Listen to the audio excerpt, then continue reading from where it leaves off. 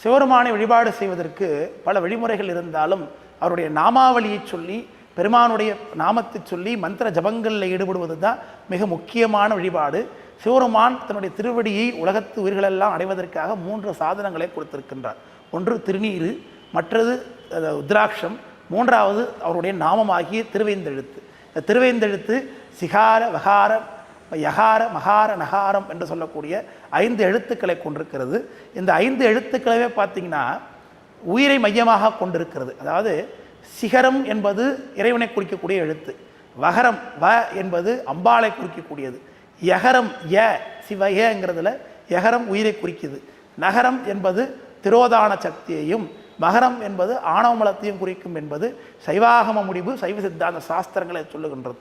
இப்போ நடுப்புற யகரம் இருக்கிறது. இந்த யகரம் இருக்கே அது உயிருக்குரிய அடையாளம்.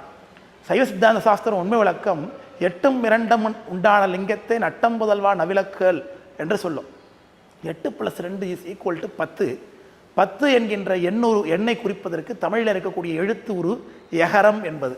அப்போது ய என்றால் உயிரை குறிக்கும். சிவபெருமான் எங்கு நடனமாடுகின்றான்? உயிருக்கு ஞானமயமாக இருந்து அறிவுக்கறிவாக இருந்து தாண்டவம் புரிகின்றான். இதைத்தான் 8 2 லிங்கம்னார். அப்போது யகரத்தை மையத்தில் வைத்து ஒரு பக்கத்தில் சிகரவகரம், ஒரு பக்கத்தில் நகரமகரம். இதை ஊன நடனம் ஒருவாள் நாண நடனம் தான் நடுவே நாடு என்று திருப்பயன் என்கின்ற சாஸ்திரம் சொல்லுகிறது. அப்போது சிகர வகர யகர நகர மகரம் என்று சொல்லக்கூடிய சிவாய நம என்கின்ற இந்த திருவைந்தெழுத்து இப்படி 5 பொருட்களை குறித்தாலும் இந்த 5ல் நகரம் மகரம் என்பது மலப்பாகம், அதை விட்டொழிச்சிடணும். அதில் சிகர வகர யகரம் சுவாமி அம்பாள் உயிர் இந்த 3 பேர் மட்டும்தான் இருக்கிறாங்க. அப்போது நகர மகரத்தை நீக்கி சிவய சிவ சிவய சிவ சிவயவசி என்று ஞானம் உடையவர் ஓத வேண்டும் என்று சொல்லப்பட்டிருக்கிறது. அப்போது சிவய என்று ஓதும் பொழுது உயிரினுடைய தன்மையும் கெட்டு வெறுமனே சிவ சிவ சிவ சிவ சிவ சிவ சிவ சிவ என்று ஓத வேண்டும் என்று சொல்கிறார்கள். இன்னும் ஞாதிரு ஞானம் ஞேயம் என்று சைவ சித்தாந்த விளக்கம் சொல்லும். முத்தி நிலையிலே பெருமானை மட்டுமே பார்த்து கொண்டிருக்கக்கூடிய உயிர்கள் அடியார்கள் பெருமானை மட்டுமே பார்ப்பார்கள். அவர்கள் நாயோட்டு மந்திரம் என்று சொல்லக்கூடிய பெருமனை என்கின்ற அந்த வார்த்தையை மட்டும் சொல்லி பெருமானை வழிபாடு செய்வார்கள். அதனால தான் இந்த திருவேந்தெழுத்து என்பது எழுத்து மட்டும் இல்லை, ஒவ்வொன்றுத்துக்கும் ஒரு பொருள் இருக்கிறதுனால ஒவ்வொன்றையும் ஒரு சொல் என்றே சொல்லுவார் சுந்தரமூர்த்தி சாமி. அந்தியும் நண்பகலும் 5 பதம் சொல்லி என்று சொல்லுகின்றார். அந்த திருவேந்தெழுத்தினுடைய தாத்பரியத்தை நாம் உணர்ந்து யார் போக வாழ்க்கை வாழணுமா, இந்த உலகத்தில் நல்லா வாழணும் ஆசைப்படுறோமா, அதற்கு நகரம் முதலான பஞ்சாட்சரம் என்று சொல்லப்பட்டிருக்கிறது. இல்லை இந்த உலக வாழ்க்கை எனக்கு வேணாம், பெருமானுடைய திருவடி தான் வேணுமா, அப்போது சிகரம் முதலான பஞ்சாட்சரம் என்றெல்லாம் சொல்லப்பட்டிருக்கிறது. எப்படி சொல்லப்பட்டாலும் திருவேந்தெழுத்தை நாமா எண்ணிக்கொண்டு ஓதக்கூடாது. அதற்கு குருநாதரிடத்தை சென்று சிவகுருவை அடைந்து தீக்கையை பெற்று சமய தீக்கையை பெற்று அதன் மூலமாக குருநாதர் அந்த மந்திரத்தை கொடுக்கணும். ஏன்னா மாறி ஓது விதிப்படி அஞ்செழுத்துமே என்று சொல்லப்பட்டிருக்கு. அந்த விதியில் முக்கியமானது திருவேந்தெழுத்தை ஆச்சாரியன் கொடுத்து அதை ஓதுவது.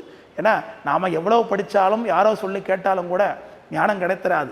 சாத்திரத்தை ஓதினோர்க்கு சர்க்குருவின் தன் வசன மாத்திரத்தை வாய்த்தவளம் வந்துருமே, ஆர்த்தகடல் தண்ணீர் குடித்தார்க்கு தாகம் தணிந்திடுமோ தென்னீர்மையா இதனை செப்பு என்று சொல்வது போல குருநாதராக வந்து சிவபெருமான் அந்த பஞ்சாட்சரத்தை உபதேசம் செய்தால்தான் நமக்கு அது பலிக்கும், உண்மையான பயனை கொடுக்கும்.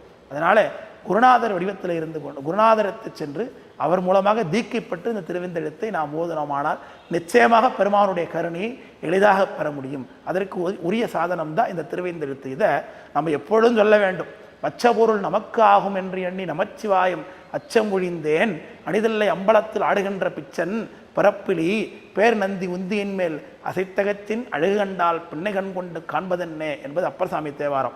நாம் எப்படி ஒரு ₹1,00,000 கையில் கிடைக்குதுன்னா அதை பேங்கில் போட்டு வச்சு பிற்காலத்துக்கு உபயோகப்படுத்தணும், அதுலேருந்து வட்டி வரும் நம்ம சேமிக்கிறோமோ, அதுபோல் இந்த நாக்கு நன்றாக இருக்கும் பொழுது இந்த உடம்பு நன்றாக இருக்கும் பொழுதே திருவேந்தெழுத்தை அதிகமாக சொல்லி சொல்லி சொல்ல முடியாத காலத்திற்காக சேர்த்து வைத்து கொள்ள வேண்டும் என்று சொல்லுகிறார்கள் நம்முடைய பரமாச்சாரியர்கள். அந்த வகையிலே நமக்கு உதவி செய்வது திருவேந்தெழுத்து. அதை அனைவருமே ஓதி உய்ய வேண்டும்.